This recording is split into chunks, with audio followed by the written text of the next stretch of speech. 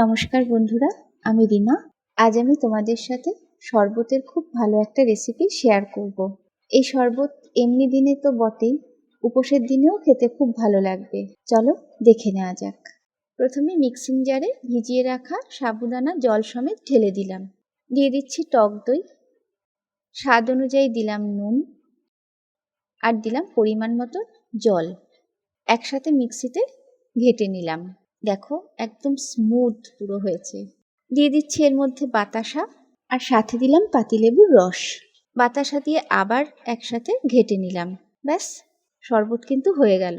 এবার গ্লাস নিয়ে নিয়েছি, গ্লাসে দিয়ে দিচ্ছি টুকরো করে রাখা আঙুর, অল্প করে দিয়ে দিলাম আনার দানা। এবারে তৈরি করা সাবুর শরবত গ্লাসে ঢেলে দিচ্ছি।